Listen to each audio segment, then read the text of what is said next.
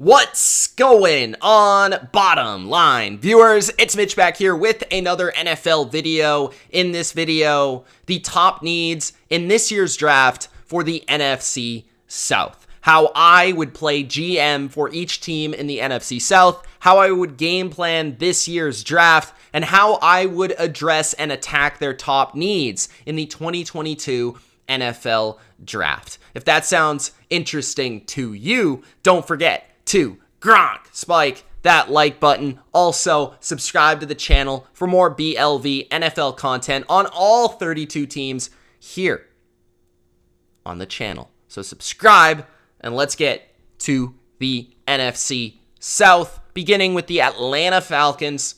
Atlanta has moved on from Matt Ryan. They are in a bit of a transitional period with Marcus Mariota starting at quarterback this year. It does not appear they're going to go the approach or the avenue of a rookie quarterback. I think that's going to probably be next year. This year, they're going to go with the bridge guy, which means they're going to try to build that roster for the future quarterback. I think that is smart, and I think it is smart for Atlanta to choose now to rebuild, although I probably would have chose last year, just given that they had a new front office, a new coach, all that stuff. So I probably would have traded Matt Ryan last year if you could, but at least they made the move this year, realizing there's probably not much hope in 2022, but it's beyond 2022 that you want to make it count, especially with Tom Brady coming back to the NFC South. So what can Atlanta do to build their roster? Well, when I look at their top needs, it starts with playmakers for the future quarterback. Obviously, Atlanta has always had some pretty awesome playmakers. I can't remember a time where it was this bleak at the wide receiver position for this football team. I mean, dating back to Roddy White and then Julio Jones on top of that, and then Julio Jones and Calvin Ridley or Tony Gonzalez being in the mix at tight end. Yes, you have Kyle Pitts, which looks to be a great pick for you and for the future, but he's at tight end, right? He's going to play a little receiver, and they mix him in multitude of positions and spots, and they move him around everywhere. But I'm talking about the prototypical wide receiver. They're definitely looking to add that type of player in this year's draft. You need one of those players. Obviously, Calvin Ridley, his future is up in the air. So I think a wide receiver in this year's draft is a must, somewhat high in this year's draft. First round, second round. You're pushing it if you're getting to the third round. I mean, we're talking about Zacchaeus being your top receiver on the depth chart right now, a Damiere Byrd, a Auden Tate. These are not number twos. These are barely, maybe not even number threes, right? So Atlanta needs to look for a young prospect at the wide receiver position, maybe even multiple young prospects at this position, and maybe you can hope for Calvin Ridley. But then again, it looked like you were going to trade Calvin Ridley. Would that still be the plan moving forward? So it just feels like wide receiver is a must for this team. Marcus Mariota or not, right? You're going to need to surround whichever quarterback you have with more weapons than you currently offer. Now, the offensive line is also a priority, but I look at the offensive line at least having some chemistry and some continuity and being somewhat young, right? Jake Matthews is kind of the veteran of the group, but everybody else is fairly young, right? The earliest drafted player is Lidstrom and McGarry, who were both drafted in the first round of 2019. McGarry is probably going to be replaced. So if you're looking to draft somebody in the first round that's not a receiver, it might very well be a tackle, which is also a primary important position in this league. So I think really overall the line is shaking up to be one that could improve this year if rather McGarry can improve his play or you draft somebody that can improve upon McGarry. Because everybody else mostly is fine. I mean, Matthews is pretty good. Lindstrom is good. Hennessy had a good season last year. And Jalen Mayfield is very young and promising. So overall, the line is pointing in the right direction. Running back wise, I wouldn't worry too much about that short term as Cordero Patterson is back on the team. So that's something that you're not looking to address with so many other needs on this roster. There's many other positions to prioritize. So wide receiver, right tackle. We move to the defensive side of the football. Edge is certainly a position that sticks out. Grady Jarrett is a destroyer in the middle, but he's also getting up there in age. They did sign somebody like Lorenzo Carter, who I am a fan of, but you're definitely going to need more than Lorenzo Carter to get it done in this league. They really lack a ton of edge, just pass rushing ability. Dante Fowler didn't work out with the last regime, so I feel like looking for somebody in the top rounds is essential. First, second round, it's going to be big for the Atlanta Falcons to get an edge player. There are quite a few good edge players in this draft. It's a fairly deep edge class. You could potentially find one in the second round if you were to go wide receiver or tackle in the first round. So that might be the way that Atlanta goes. But if they just want to take a look at one of the studs in the draft, one of the top tier guys in the draft, they might very well go with an edge in the first round. Now, I wouldn't be looking at the interior position, as I think you've got enough there right now with Marlon Davidson, Grady Jarrett, John Kaminsky as well, who kind of plays a little bit of edge as well. But I honestly feel like edge is a much bigger need. Linebacker, I think you're fine with Deion Jones and Rashaan Evans and Walker as well. So linebacker, I wouldn't put too much of an emphasis on that. I think Dean Pease can squeeze that into a pretty nice position for you this year. Cornerback is actually fairly strong, honestly, really compared to years past, I'll say, with A.J. Terrell coming into his own last year and breaking out, Casey Hayward being a nice veteran and a strong number 2, Isaiah Oliver looking promising early last year, so you want to give him that opportunity, and you still got a couple capable backups as well, and some decent depth there at the position. Safety-wise, you're very young and very inexperienced, but Grant and Hawkins have both shown some upside at that position as well, so I probably wouldn't spend a top pick on the safety position. So looking at the top needs for Atlanta, it sounds like it's going to be edge, it's going to be tackle, it's going to be wide receiver, and then you can maybe just flirt with the rest of the positions and see what you like best player available-wise. I would say quarterback is not going to be this year. It's probably going to be next year. I would possibly look at some depth on the interior defensive line and potentially trying to go back to the well multiple times at wide receiver, at edge, because there's such glaring needs with very limited talent at those spots. So that's how I see Atlanta. This might be a team that goes back to the well at the same position multiple times due to the lack of depth and playmakers at key spots on their roster. But Atlanta, definitely expect a big step back this year, and I think they're in position to have a high pick next year. So it's about finding those cornerstones at every other position not named quarterback, which would be wide receiver, which would be edge, which would be tackle moving into the future. Let me know what you guys think in the comments section below, Falcons fans, on how you would use these picks and in which order. If it was my preference, I would choose between the top edge and tackle in the first round. I probably wouldn't go receiver in the first round. I'd probably wait till the second round and then see what I could get at edge or tackle again. Maybe wide receiver. And then I think you could go wide receiver third, fourth rounds type territory, and then go from there. But that's how I would game plan it out. Moving to the next team is the Carolina Panthers. The Carolina Panthers, I do feel, has much more talent and youth on their roster than a team like Atlanta does. I think, really, Carolina is mostly missing just a quarterback. They're actually a pretty strong roster on offense and defense with plenty of skill players and plenty of pretty upper echelon players on defense as well. When you look at their top needs, the offensive line still stands out in terms of left tackle. Now, Brady Christensen was drafted in the third round. I'm not quite sure what they think of him overall as a future starting caliber player. He was only a third round pick, so you could see them go back to the well at the tackle position. Taylor Moton is a good player at right tackle, so I wouldn't expect them to really look for the right side, but more so the left side.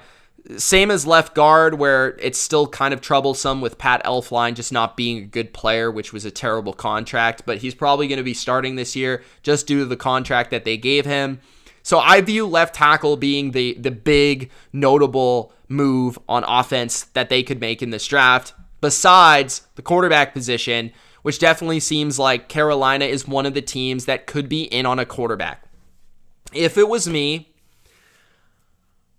I don't know if I would be in on a quarterback with their current pick. I don't know if there is a quarterback that I would take that high in the draft. I feel like Pickett is probably my top guy in the draft, but it's not so much to the point where, in just comparison to last year, it's so much different. I would honestly, if I was a team and I still needed a quarterback, I understand you don't really want to go into the season with Sam Darnold. I get that. I think I would probably roll the dice on somebody like Baker Mayfield than looking to spend a first-round pick on one of these quarterbacks in this year's draft. That's just my opinion.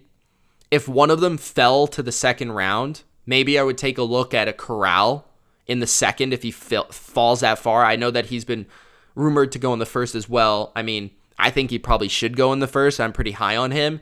But if he does fall to the second, then that's when you try to trade up and take him. That's just my opinion. I'm not a huge fan of Willis. I'm not a huge fan of Ritter as well. So I wouldn't really be looking to pick those guys in the first round. But I just don't know if Kenny Pickett is special enough to pick that high in the first round. Mid first round, that's perfectly acceptable to me. But top 10 is a little bit much. I would rather just try to bank on a tackle prospect and try to secure your right and left side for the future of your next quarterback, right? And protect that quarterback. I think Baker Mayfield, being that he was a first overall pick and a first round pick, I think he can play. I mean, I don't think he's terrible. And I've been heavily critical of Baker Mayfield, but we've seen him play at top 12, top 15, type of status. So if you could get him on a cheap contract this year, I would try to go with that upside rather than going with somebody in the first round this year. Wide receiver, you're good. Really, it's about the left side of the offensive line, and that's about it on the offense besides quarterback. Tight end, I mean, you could also look there, but I know that they do like Tommy Tremble, who they drafted in the third round last year, and they also re-signed Ian Thomas, I believe. So I think they're probably not going to be too interested in going with a tight end. So left tackle, left guard could certainly be two areas they attack. I'll be a little bit disappointed, I would say, if they took a quarterback in the first round. That's just how I see it. I don't think they're going to be competing right away. Could they make the playoffs this year if they get good quarterback play? Sure. But I mean, you still got Tom Brady in this division. The Saints are more talented than you are. I would take my time with this build, and I'd try to find the perfect quarterback for my team. And I think I'd rather go with a tackle high in this draft and try to get somebody like that rather than get a quarterback. Now, defensively, I think you're pretty strong in your front four. You could look to edge. I'm not sure how they feel about Gross Matos. He hasn't really stuck out in his first two seasons.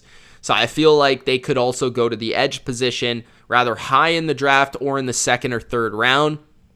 Now, I like the interior with Matt Ioannidis. I thought that was a great pickup. And Derek Brown. And then Brian Burns is obviously a beast. So you're good there besides maybe one of those spots. Linebacker, you're strong enough. I think the addition of Corey Littleton and Damian Wilson were two savvy veteran pickups to complement Shaq Thompson. And that's the type of moves I like to see at linebacker.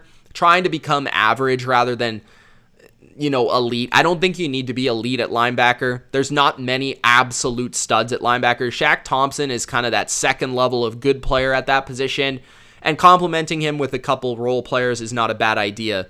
Jeremy Chin's a beast. Xavier Woods was another decent signing at safety.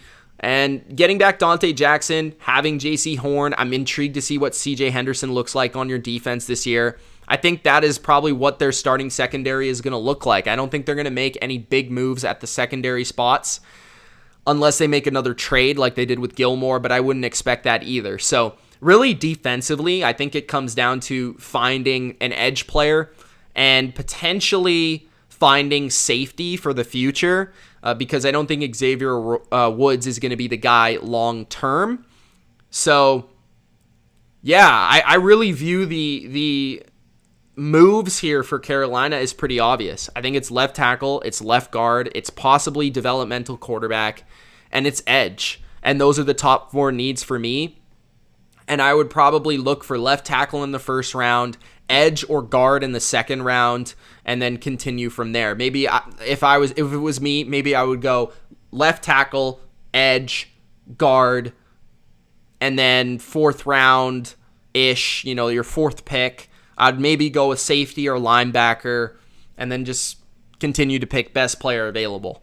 But that's how I see it shaking out for the Panthers. I think they might go with a quarterback here, but I'm giving my opinion on it. And personally, this year, if I was a team that was in need of a franchise quarterback, I do not feel strongly enough about any individual prospect to the point where I would pick them as high as the Panthers are picking. I would feel better if I was at the late first round, if I was in the mid first round even, than where the Panthers are picking. Or I would take my chances on a second round quarterback, kind of like the Eagles did with a Jalen Hurts. So that's how I view the Carolina Panthers. Definitely tricky, and I know that the Panthers fans are becoming a little bit impatient with solving quarterback, but I think you're going to have to wait one more year before you can truly find that solution long term, and I'd be willing to roll the dice on somebody like Baker Mayfield, who has a first overall pick track record, and maybe having him compete with Sam Darnold for the job. So that's the Panthers. Next, we've got the New Orleans Saints. The Saints have a pretty talented roster. There's not that many holes on this roster. The ones that come to the forefront for me with 2 first-round picks are wide receiver and left tackle. Those are the 2 positions I believe the Saints are targeting in the first round. I think the Saints believe that they are a team that can compete this year, even with Tom Brady in their division. They've had success versus Tom Brady. I think that they can find their way to the playoffs with the right group here, the right roster, even without Sean Payton, and compete this year. And I don't think quarterback, where they're picking, it would make sense for them to get a quarterback, but I would take it the way New England did last year. I wouldn't push it. I wouldn't force it. I would let the chips fall where they may and get the quarterback if he falls to you. But I'd be willing to move to different positions if that quarterback goes before you're picking. I wouldn't be in a rush to pick a quarterback just yet. I'd be willing to give Jameis this season. You brought in Andy Dalton as well. I think that they should try to find a complimentary wide receiver for Michael Thomas, if not a receiver that might have to replace Michael Thomas if that doesn't work out long term, and then get that left tackle that's the replacement for Teron Armstead. That's how I kind of feel about the Saints. And then defensively, I think you're looking at, I would say edge, but Peyton Turner was their first round pick last year, so I think they hope he can become something to replace Cameron Jordan down the road. Linebacker's fine, honestly. Demario Davis is getting up there in age, but I wouldn't really spend a ton of capital on that. I think corner is interesting, given I'm not sure. Adebo's okay. I wasn't wowed by him, but I wasn't saying he was bad necessarily in his rookie season. And I could see them going with, potentially a corner that could play in the nickel spot. So I would view the Saints as wide receiver, left tackle, maybe quarterback if they love the prospect, and then cornerback as well. So quarterback, cornerback, wide receiver, tackle, and then everything else after that, whether that's interior defensive line, whether that's linebacker, whether that is tight end. Those are all external needs to the top needs on their team.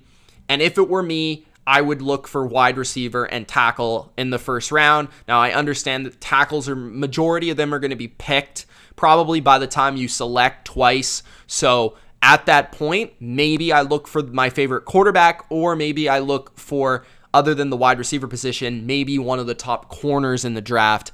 Probably the 3rd best corner in this class is going to fall to you in your range. So that's how I see the New Orleans Saints in this year's draft. The last team here for the NFC South is the Tampa Bay Buccaneers. Tom Brady is back, which means you're once again in the win now mode. Tampa Bay has one of the strongest, deepest rosters in the NFL. They do not have that many needs. When looking at the offensive side, of the football, they really don't have any needs. Assuming Rob Gronkowski comes back, you still have Gronk and Cameron Brate as your 1-2 combo at tight end. Both are aging out though, so tight end could be a position that you target in like the 3rd or 4th round with potentially a high upside type prospect there. Wide receiver, I don't see them adding. If anything, I think they'll add through a free agency. I'd be a little surprised if they added a youth wide receiver because they got Mike Evans, Chris Godwin, Russell Gage. I think they like Cyril Grayson and Brashad Perryman, so the depth is there for them, and they drafted Jalen Darden last year in the 4th round. Defensively, I think that's where they should spend most of the capital. Todd Bowles is now the head coach. I think interior D-line is aging a little bit. I think they're expecting to get back Ndamukong Suh for this year, and William Golston is there as well. But those 2 guys are older, so finding a partner for Vita Vea could be something that they look at. I definitely feel that could be their 1st-round pick. Edge, I would still look at edge. I think Joe Tryon was their 1st-round pick last year, has a lot of promise, as well as Anthony Nelson as a role player. But I would still look at that position. You can never have enough of those guys. Linebacker, Levante David is getting older. I think I would maybe look at that in the mid-rounds. But corner, if you're looking for right now, I think you can never have enough corners.